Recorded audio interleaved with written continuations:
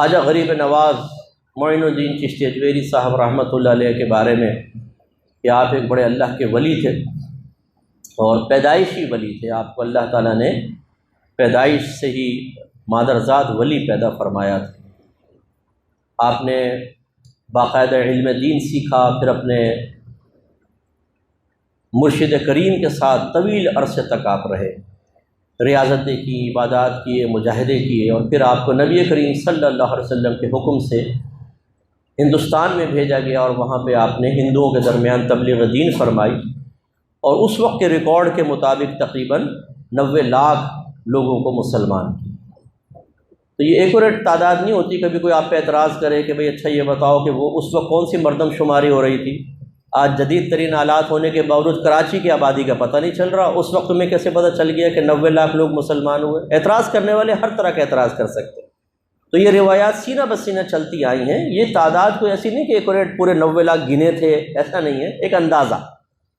تو اکثر جو اس وقت کے لوگوں نے اندازہ کیا بھی بڑی کثیر تعداد میں لوگ ایمان لے کر آئے تھے، تو وہ 90 لاکھ کا اندازہ ہو گیا. ٹھیک ہے، یہ میں اس لیے وضاحت کر دیتا ہوں ذرا کہ ہمارے ہاں بعض چیزیں جو اندازوں سے مرتب کی گئی ہیں، ہمارے جوشیلے نوجوان یا جو مطلب زیادہ معلومات نہیں رکھنے والے وہ ایسے ایکوریٹ طریقے سے بیان کرتے ہیں جیسے کہ ان کو خود خواجہ غریب نواز صاحب نے آ کے بتایا تھا کہ بطریقہ کرامت میں نے جان لیا.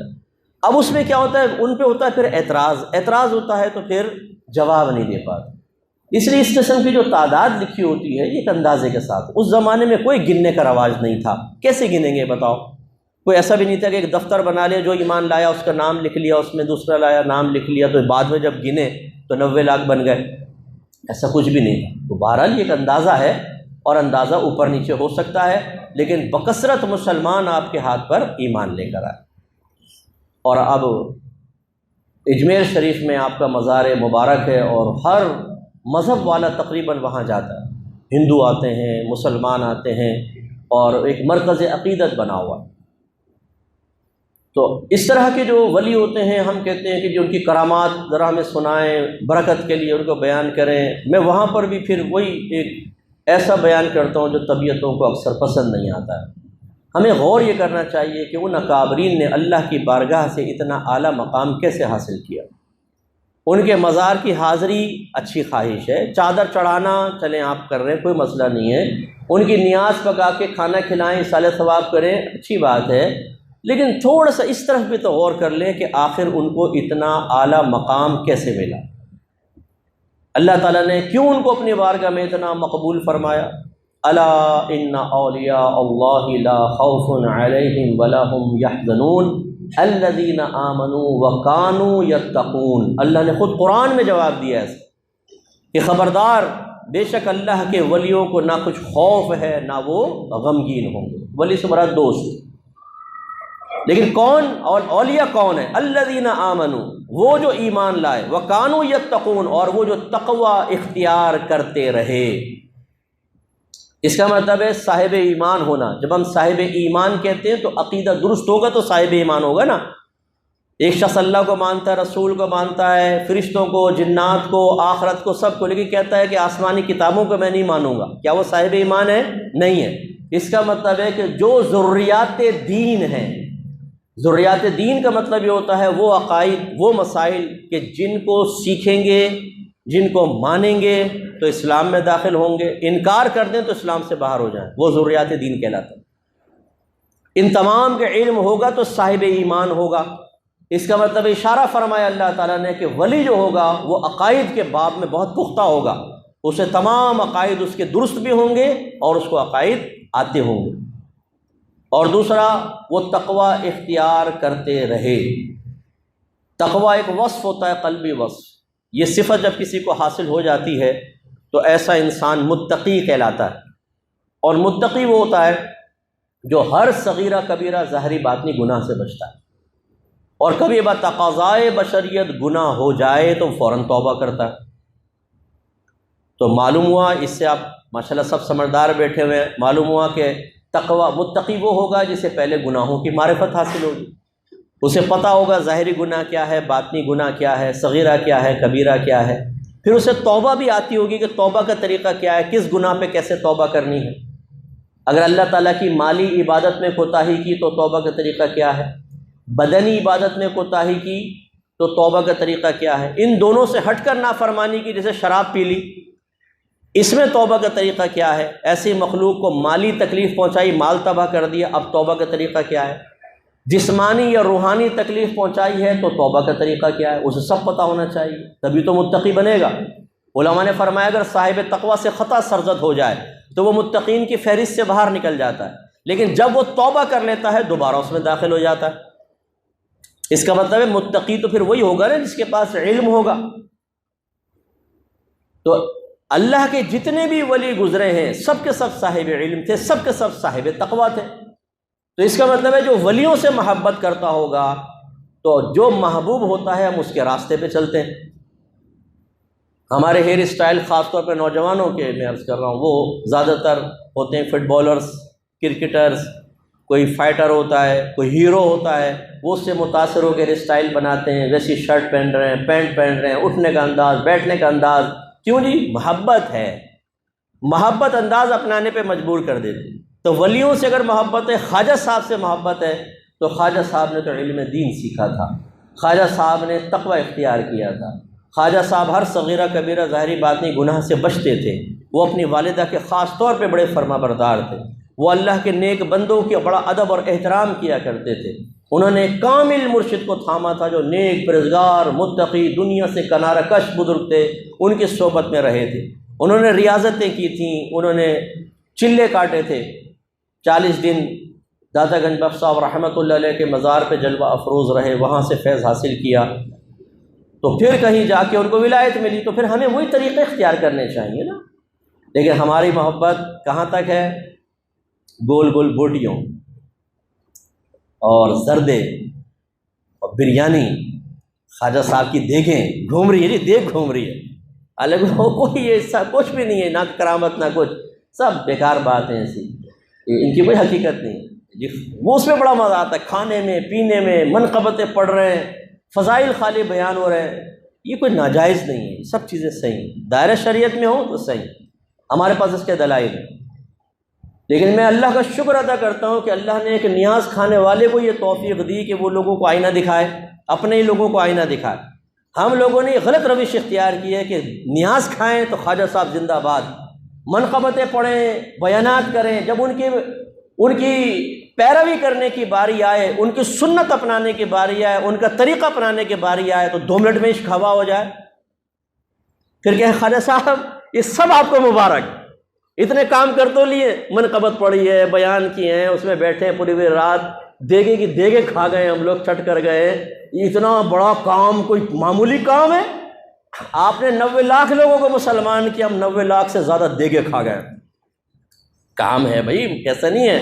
باقی عمل وہ تو بس آپ کی محبت کافی ہے۔ میدان معاشر میں پہنچیں گے، فرشتے کہیں گے یہ کون ہے؟ خواجہ کا دیوانہ ہے؟ بھائی جنت میں ڈالو خواجہ کے دیوانے کو، دیوانہ جنت میں چلے جائے گا۔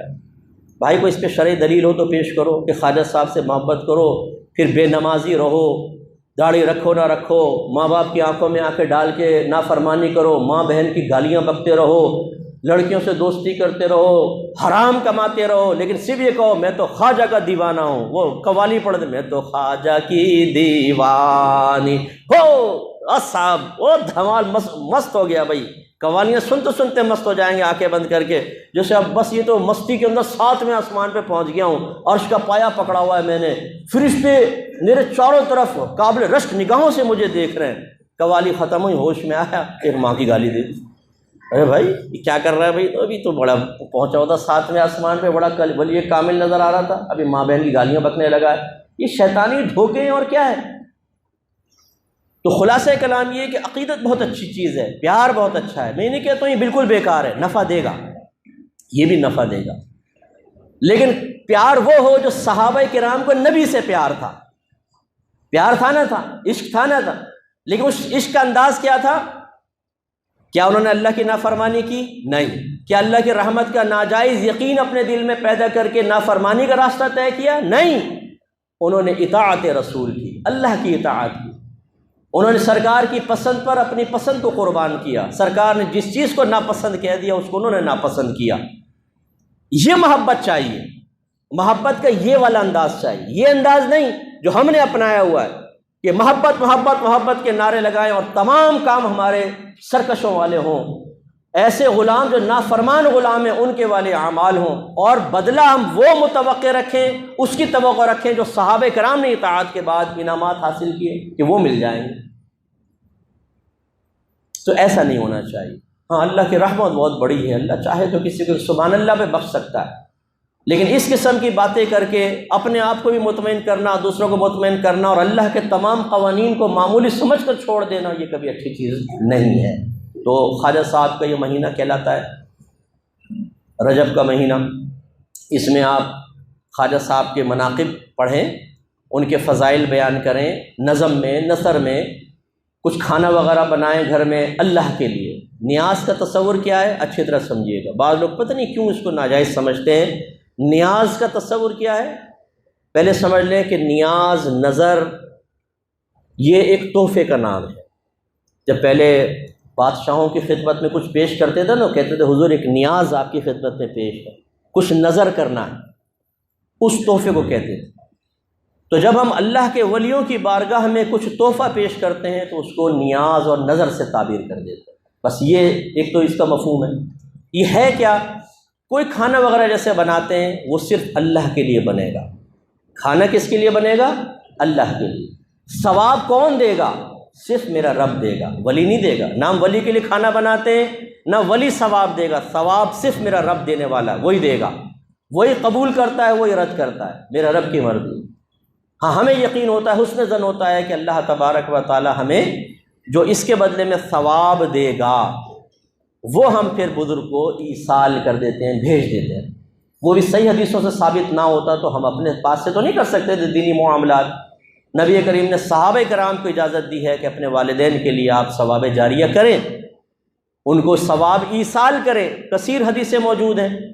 تو یہ تصور آیا کہ جی کھانا بنائیں اللہ کے لیے، اللہ ہی ثواب دے گا، حسن ظن ہے کہ ثواب ملا ہوگا، وہ ثواب فلاں بزرگ کو پیش کر دیا۔ اب چونکہ ثواب ایک تحفے کے طور پہ پیش کر رہے ہیں تو اس کو پھر ہم نیاز سے تعبیر کر دیتے ہیں۔ میں سوال کرتا ہوں اس میں غلط کیا ہے یہ بتائیے۔ اگر صرف یہ آپ کہتے ہیں کہ آپ کہتے ہیں خواجہ صاحب کی نیاز، تو آپ نے اس کھانے پر غیر اللہ کا نام لے دیا، اس لیے غلط ہے۔ تو پھر قربانی کے جانور کے بارے میں میرا کویسچن ہے، آپ اپنا قربانی کا جانور لاتے ہیں، آپ کا نام ہے محمد اکرم، اور کوئی پوچھے کس کا جانور ہے جی، آپ کہیں اللہ کا ہے، کیونکہ غیر اللہ کا نام لیتے تو حرام ہو جائے گا۔ جب آپ شادی کا کھانا کھلاتے ہیں ولیمے کا، کیا کہتے ہیں کس کا ولیمہ ہے؟ بھئی کس کا کھانا ہو رہا ہے؟ آپ کہتے ہیں جی وہ چودھری صاحب کے بیٹے کا ولیمہ ہے۔ تو آپ نے اس کھانے پر غیر اللہ کا نام لے دیا نہیں لے دیا؟ یہ بھی حرام ہونا چاہیے۔ اگر صرف نام غیر اللہ کا لینے سے چیز حرام ہو جاتی تو بھائی پھر تو ہر چیز حرام ہو جائے گی۔ معاذ اللہ ثم معاذ اللہ، ایک عالم نے لکھا، میں نہیں کہہ رہا ہوں، ایک عالم نے لکھا کہ اگر بیوی کے بارے میں پوچھیں کس کی بیوی ہے تو کیا بولیں گے؟ معاذ اللہ کہیں گے اللہ کی بیوی ہے، یہ بولیں گے تو شرک ہو جائے گا، کافر ہو جائیں گے۔ اور کہیں گے یہ سعید صاحب کی بیوی ہے تو غیر اللہ کا نام لے لیا، حرام ہو گئی۔ تو یہ ایک جہالت والی بات ہے جی، چونکہ آپ نے اس کو منسوب کر دیا غیر اللہ کی طرف، حرام ہو گئی۔ ارے بھائی یار، اگر غیر اللہ کی طرف منسوب کرنے سے چیزیں حرام ہو جاتی تو پھر تو اس کا مطلب ہے کہ سب معاملہ خراب ہو جاتا، ہر چیز حرام ہو جاتی ہے۔ یہ نہیں ہے تصور۔ غلط تصور یہ ہوگا کوئی کہے کہ میں تو ایک بزرگ کے لیے کھانا بنا رہا ہوں، بزرگ ہی مجھے ثواب دیں گے، بزرگ کو راضی کرنا مقصود ہے، یہ شرک ہے، یہ غلط ہے۔ شرک سے ہم اللہ کی پناہ مانگتے ہیں۔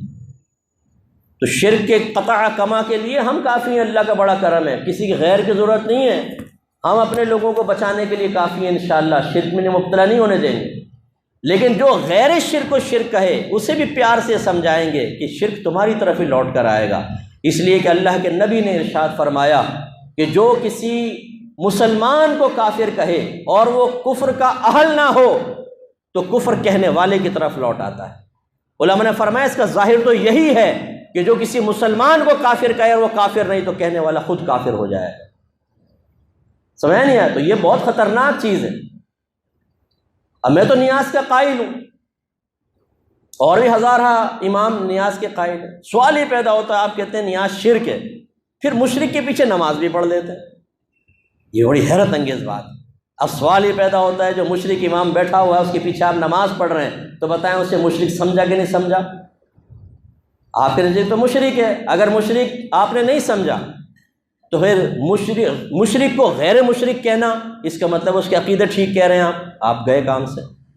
مطلب کسی ہندو کو بولیں اس کے عقیدے بالکل ٹھیک ہیں، اس کے پیچھے نماز پڑھ لو، کافر ہو جائیں گے نہیں ہو جائیں گے؟ تو اگر ایک مشرک امام آپ خود کہہ رہے ہیں یہ شرک کرتا ہے، نیاز کھاتا ہے، شرک کرتا ہے، تو مشرک ہوا۔ مشرک کے پیچھے نماز پڑھنا ثابت کرتا ہے، آپ اسے مشرک نہیں سمجھ رہے، غیر مشرک سمجھ رہے، تو مشرک کو غیر مشرک کہنا خود ایک شرک ہے، خود کفر ہے، گئے آپ کام سے۔ اور اگر آپ کہتے نہیں مشرک تو ہے لیکن نماز پڑھنا جائز ہے، تب بھی کافر ہو جائیں گے۔ اور اگر آپ کہیں نہیں ہم تو ویسے ہی کہہ رہے تھے مشرک نہیں، تب بھی کافر ہو جائیں گے۔ بتاؤ بھاگو گے کہاں؟ کون سے راستے سے بھاگو گے؟ نہیں کریں یہ غلط حرکتیں۔ جو مشرک نہیں ہے اسے خواہ مخواہ مشرک مت کہیں، ورنہ اپنی زندگی آپ کی عذاب میں آئے گی۔